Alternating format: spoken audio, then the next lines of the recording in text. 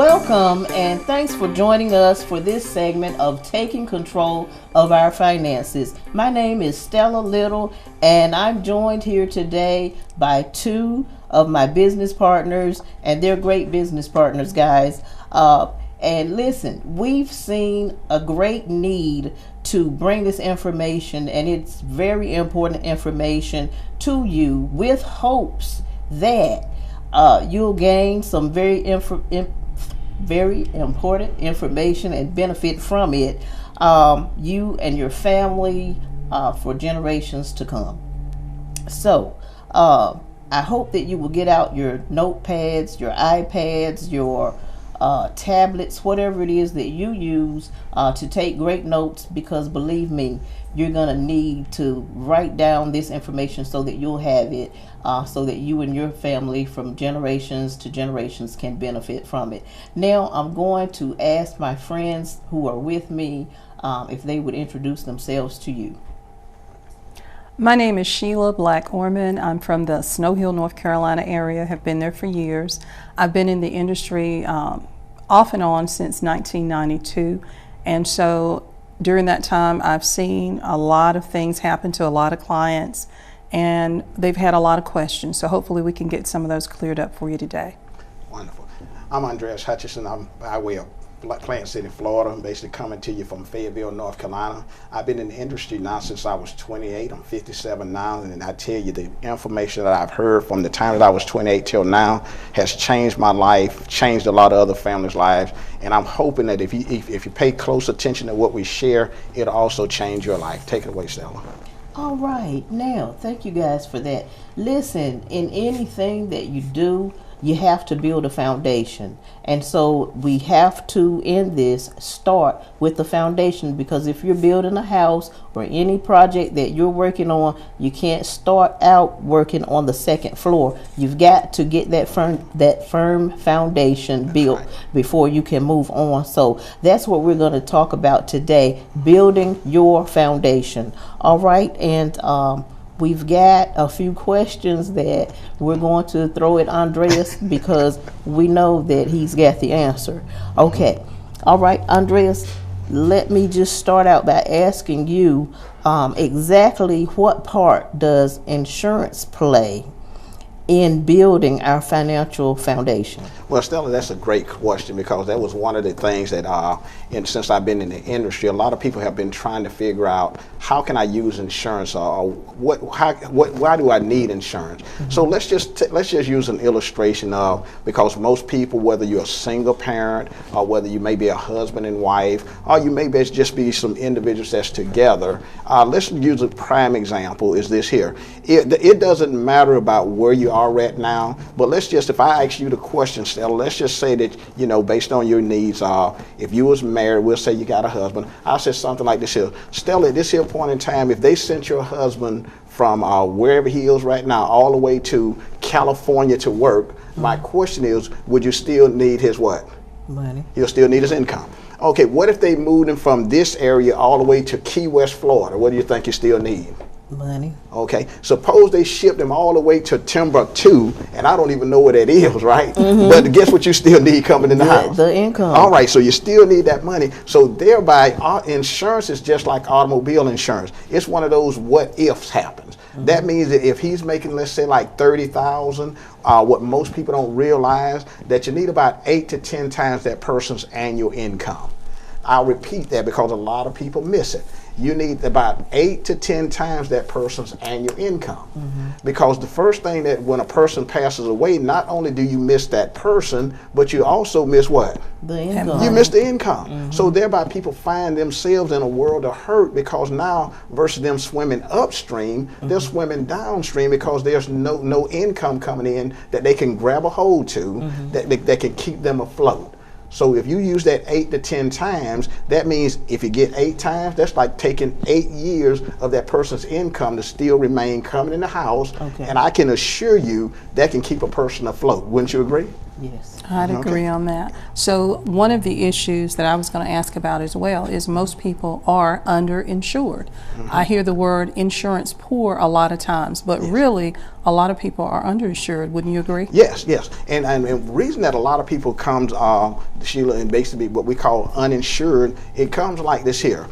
There's two types of life insurance. And what has typically been given to the people is a program which was called cash value, and it goes by any name. But the main thing is most people are accustomed to saying, "I like those types of policies that I can borrow money off of, just in case an emergency comes up or something of this nature, that I have some money." And so thereby they find themselves with that particular product being able to, what they do is they pay a lot of premium. It costs a lot of money, but in their terms they get a little coverage. But then there's a second term that most people don't talk about, not even the industry itself, and that's term insurance. But when they talk about term, I always say, just like anything, sometimes things get a bad rap. And term insurance is one of those vehicles that get a bum rap. Because really what it can do, it's reverse. It gives you more coverage. Sometimes you get like 5 to 10 times your coverage that you was paying for with one of the cash value policies. And then thereby can also cut your costs. So that was one of the things that intrigued me about when I was 28, I found out that I can get at least 5 times the coverage. And then based on my age and my health, I was able to reduce the cost of what I was paying, and then thereby I already had me a savings vehicle, whether I put it under my mattress, or I just put it in my local bank, or I did some type of investments with it. Okay, that's great. Now, you mentioned cash value, and a lot of people want to know, like you said, can I borrow against it? Yes. Well, if I borrow the money, what happens if I don't pay it back? Well, that's a great question, Sheila, because that was one of the things that when I got my policy in the early stage, I had one of those policies that that you can borrow money off of, and I really didn't understand it, because the first thing later on, as I started being educated, I started thinking about, what does the word borrow mean?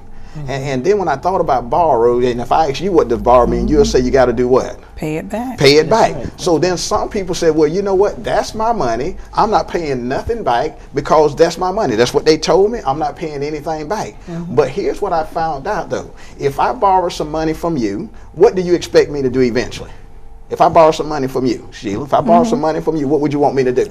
I would hope and wish that you would pay it back. Okay, all right. Yes. All right. So now, Sheila, if all of a sudden, let's make you the company. I'll make you the company today. Sure. And I'm just being like the old devil advocate, right? So I borrow some money off of my policy, and I said, well, you know what? This is my money. Now, you're the insurance company, now, right? Right. Now, I borrowed money from who? From me. From you, okay. So all of a sudden, I pass away. Now, all of a sudden, my spouse, she gives you a call and say, I'm sorry to say that, Andreas, he done passed away, and I'm sorry, but I'm filing my claim. Now, being that you're the insurance company, and I owe you some money, what are you going to do? Well, the first thing I'm going to do is make sure your policy is still in force. Okay. And after that, it's called deduction. I'm going to deduct the loan plus the interest. You say you're going to do what now? Deduct the loan plus the interest. But I thought you just told me that, I thought that was my money. Well, it was until you borrowed it. Oh, yeah. Okay. Now, see, that's the same thing that I started finding out right now. See, because I always told people, I said, now look, make yourself the company, and somebody borrow some money from you. Right. And now think about this here. You got the money, don't you? Yes. So who control the pocket? I do. So now if I owe you anything, who got first dibs? I do. So you're going to make sure that you get what's owed you, right. And then my spouse will get whatever is left. That's right. From that. That's okay, right. Man, that doesn't sound too good to me. But you know what? But that's what's in the writing. And based on what we found out is a lot of people don't know that. So I've even seen cases where individuals borrow money and they never pay it back. And that money, it also comes with some interest. Yes. So all of a sudden, not only is the money that you borrowed got to be deducted, the interest. So if that person continues to go year after year after year, eventually sometimes that loan that they borrowed can eat away at the policy. It can erode it, even though that person was paying monthly premiums. I've actually had that happen to some clients, and they were most unhappy about that. And and they had been forewarned, and they still chose not to pay back the interest, not to pay back the loan.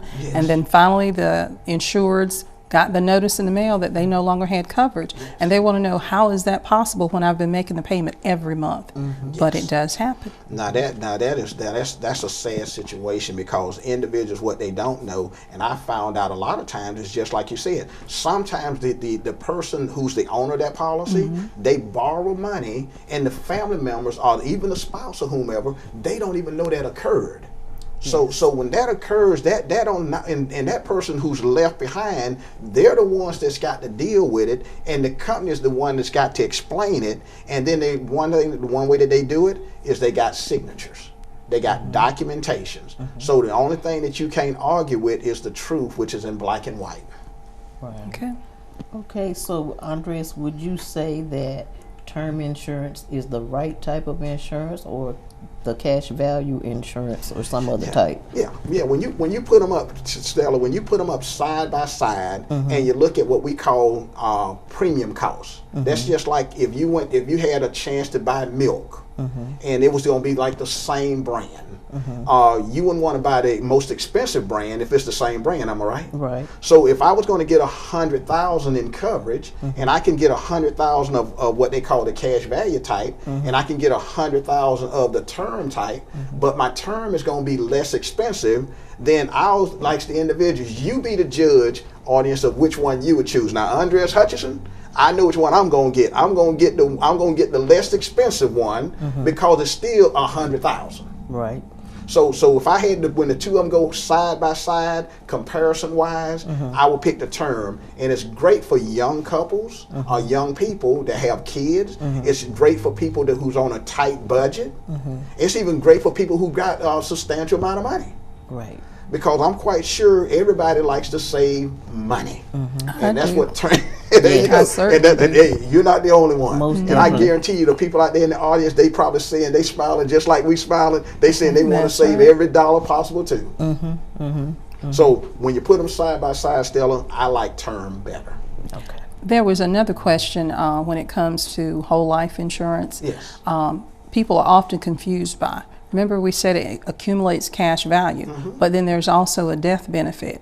And then sometimes people think they get both. Oh, wow. You know, well, what happened to the cash that was in my policy when you paid me the death benefit? Where did that go? Well, that's a great question, because what I found out is a lot of times, because what people don't do, they don't read their policy. So what happens a lot of times, if they go back and if they was to take a look inside their application, there's a box. Now this is going to shock a lot of people, but there's a box there, and it asks there's like two questions. One would say, you know, you can get the death benefit along with the cash value, the accumulation value. But then there's another box that says you only get the death benefit. All right, and you'll be surprised at which box is checked. And the clients, most of them don't even know that this box was checked. And most of them most agents are always going to have that second box checked, meaning you're only going to get the death benefit. Now the cash value that's there, the company, they can utilize that there to offset the payment of the policy. Give you a prime example. Let's just say you had a $100,000 policy, and inside of it you just accumulated like $20,000. Well, if you look there, all the company's got to pay out is what? $80,000. Why? Because that $20,000 is there. So they still met the obligation. They did exactly what the policy said. They paid the death benefit being the face value. And that's what most companies do. They've always done that there. And most people are shocked. But then here's the key. Most clients don't even have the what we call, they don't even know to ask that particular question. Okay. Yeah. So when they find out later on, you know, probably somebody told them, they asked them the question about what happened to the cash value, then the client goes, because remember, they caught them at a vulnerable time in their life. All they're trying to do is to take care of what they call making sure the person, all the arrangements are taken care of, and they know this insurance policy is supposed to help them out. So what they want to do is they want to get the help as soon as possible, because we know, and you know, when a person passes away, they most family members, they never talk about insurance. That's almost like taboo. Right. All right, because most people don't talk about it. All of a sudden, when that need comes, now that's when they start trying to figure out, did they have any insurance, or better yet, how much coverage did so and so have? Well, that's not the appropriate time to be asking that question. It's too late right. now. See, the time to ask that question is like today. You know, where are we at financially? You know, what type of policies do we have? How much coverage do we have? See, these are things. It's too late to try to put on a life jacket when the ship is already underwater. And that's the time that the ship is underwater. When everything, somebody done passed away, the ship is underwater. I'm glad you brought that up. I actually had a client for another purpose besides insurance. And she had said that she had come home and taken care of her mother, who is terminally ill. And during that time, I guess it never dawned on her. She always assumed her mother had insurance. She told me faithfully she thought she had it, but she never found out, where does my mother have the insurance? You know, what company, how much does she have? Who is the beneficiary? Has the beneficiaries been updated? Or is it someone that's passed away a long time ago? Or a lot of times in cases, people get divorced and they still don't think about updating the beneficiary. And you run into cases where the ex is actually the beneficiary and look, they control the purse strings. They call the shots. Yeah, and I'm glad that you said that, Sheila, because that's a lot of things that just like you said, most people don't update what they have, and anytime you don't update it, that causes chaos. Just like what you just said, where if it's an ex, the ex is gone off. Now this is definitely when it gets strange, because the new spouse, all of a sudden they think everything is in order. All right, but then all of a sudden now when they find out that the ex control is what we call the beneficiary, they want the ex to come in and release what's theirs. Notice what I just said. They want the ex to release what's theirs. I'm talking about the ex. That's theirs. Right. The ex own that there. And then they get mad if the ex don't give them some of that portion. But then they try to get mad at the insurance company. Right. And the insurance company's responsibility is to give to that beneficiary that amount of money. They can't make that beneficiary pay for any services, give anything to the family, to the children of. And that's what I try to explain to people. When they write that check to that beneficiary, it's theirs to do what they want to with. They don't have to spend one penny, one dime on any services or anything else. It's theirs. Yeah, and that's very sad, because one of the things, and all that happened, that could have been avoided if the individual who actually was making those payments paused for one moment and just say, you know what, I got a new spouse. Or better yet, I want to add another. I got a kid that I need to add to this program, because being what you just said, there could be another. There could be a sibling, right, who gets cut out because whoever who had the policy as the owner, they never included another one of the children, and that can cause in a lot of families that can cause a major rift, because just like what you said, whoever receives those proceeds, that's theirs. And if depending on how their heart is, if they want to give something to one of them, that's their choice. If not, then you can't fight them. You can get mad with them. But you can't argue with them, because guess what? That's the way that person left the proceeds. So if you want to get mad at anybody, you got to get mad at the person who set the program up in the beginning. That's right. And in dealing with our families, the families that we deal with, a lot of times we run into all different types of situations. And I actually knew someone personally who thought that their mom had a lot of insurance. And they thought that because ever since they were like a little boy, an insurance man had been coming by picking up money, every month. So he never had the conversation with his mom, how much coverage do you have, this, that, and the other. He just assumed that because this had been going on for years, that it was a lot of insurance. And so when the mother did pass away, and come to find out, he got with the company, and there was a very small policy, not even enough to bury his mother, and she had been paying on it all those years. And so it's very important also that we check with our loved ones, Yes. or even as agents, we need to start the conversation Yes. with them to ensure that they are doing these updates and whatnot, Yeah. because it's very important. Yeah. So one of the things that I would say, Stella, then if a person was to think about it, there are certain times what we call they got to be like what I would tell people, you got to set certain trigger mechanisms in place. Let me give you an example of what I mean by that there. See, some people pay their auto insurance, or they renew their auto insurance maybe every 6 months, or they maybe renew their policy every year. Well, if that be the case, and when you get ready to do something like that, then that should be like a trigger to say, let me check out my life insurance. Okay. Let me, so do what we call like a checkup, like every year. Now I know most men don't get mad, men, but I know men. Most men don't like to go have themselves checked up as frequently as ladies. Right. So most of the time, and also goes like this here. Most of the time, when it comes to finance, especially like the insurance and things of this nature here, most ladies control that. Right. That's pretty much that's just Yes. that they do. If you look in most households, some of the men may just pass the buck. They'll start it off, but then eventually they'll pass that responsibility over to the ladies. Now the ladies like doing checkups. Now they feel something, they gone. Yeah. Men feel something, we'll play through it. Well, so if whoever controls that checkbook in every certain time, they might not say, you know what, it's about time that let's do an annual review of where we are. Because insurance needs changes, on a yearly basis. Because I know when I got my policy, it was just like me and my wife. All right, so it was just the two of us at that time. Then we had a child. All right, so then we had to add that child onto the policy. So that changed a little bit of where we were financially. Okay, and then we had a second child. So once more again, that was another trigger mechanism that, hey, we need to pull these policies out. You know what I found out sometimes? Sometimes people have additional children and they don't even add them on their policies. That's true. Have y'all experienced something I like have. that? Yeah. They just assumed that they were automatically covered. Yes. Yeah. Now there are some companies that I know that actually do that, but the majority of the companies, you have to notify them. It's a question you need to ask, or Yes. or a conversation you need to have.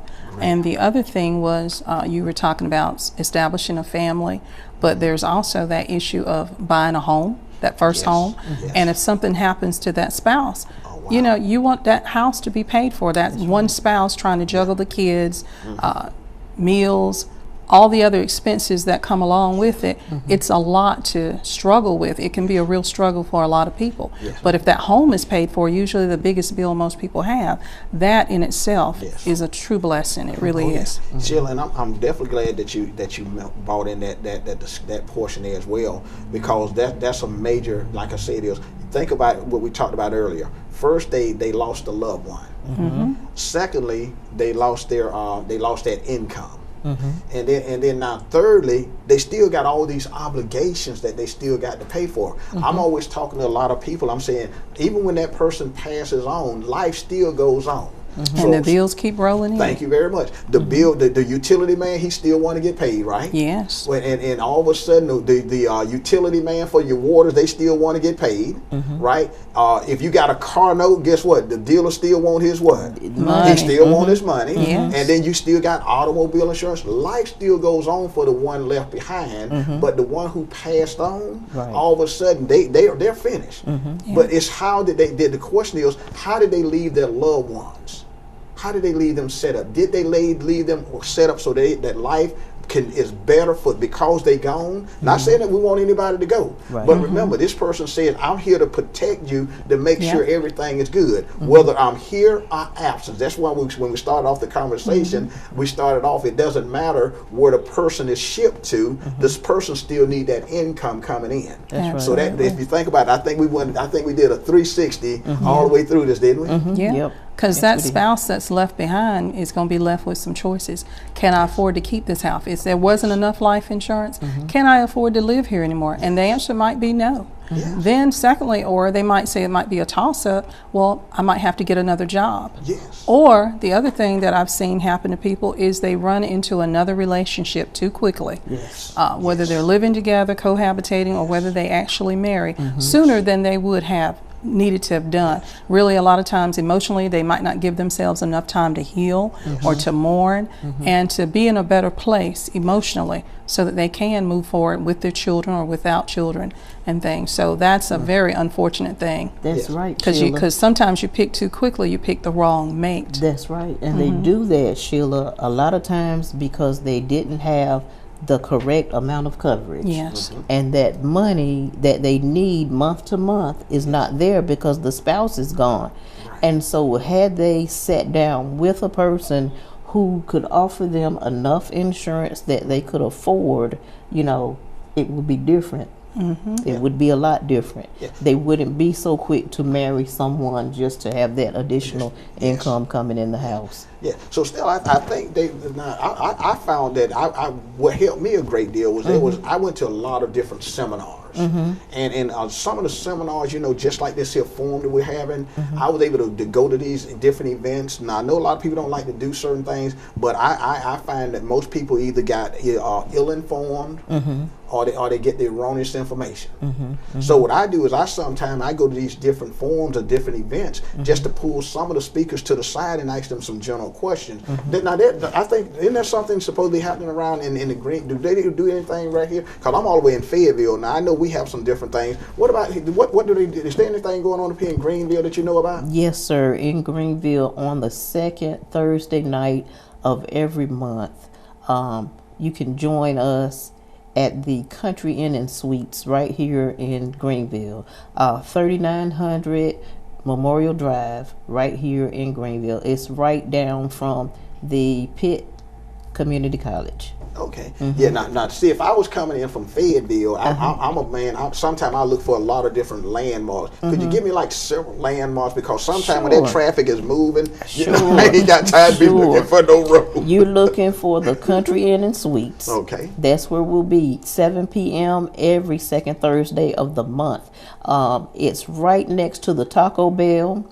Let's see, it's down from the Pitt Community College, and also it's across the street. I think maybe Aldi is out that way, the grocery store Aldi. Okay, all right. Yeah, and like I said, sometimes I look for, me personally, I look for a lot of landmarks, you know, that can help me to make sure I like to feel comfortable that I am, you know, close by my vicinity of where I'm at. But definitely we'll be able to meet with you and certainly give a great deal more information one-on-one or within the group setting. We'd love to talk to you and see you over there at the Country Inn and Suites. Now, still, I definitely like what you just said. I like that person where you say that one-on-one, because one of the things that I found out with a lot of people is sometimes when they're in a big group setting, there's a lot of people that have a lot of questions that they want to ask. But some people, you know, they feel a little intimidated. They feel like the question that they may ask, people might laugh at it, you know, thinking it's a little humorous. But when you're trying to get information that's going to benefit you and your family, it's no laughing matter. But I can guarantee you, if you get your questions answered, that could be a life changer for you and your family. That's right. That's what I like to tell people. You know, if you have a question, there's no dumb question. The only thing that could potentially be dumb is to go away and not have your question answered when you've got somebody right there available and trustworthy enough to give you a good answer, a reputable answer. So that's the only fault I can find in it. So, hey, like you said, if you get your question answered and it propels you financially to the next level, it's worth it. Oh, yeah. Yeah. So would you guys say that insurance is definitely a game changer in where it comes to getting your finances in order? And would you say that? Oh, yes. I would definitely say that there. I would say what I find today before we close out, one of the things that I found out is most people, when they get insurance, most people just got that group insurance, you know, on the job. Right. So I always ask them this easy question here: what if you leave the job? What do you have? or what if the job leaves you? What do you have? So one of the things is to also remember, get your personal policy outside of the job, something that you can control, that you can afford. All right. Something is always better than nothing. All right. Thank you for joining us for this segment of learning how to take control of your finances.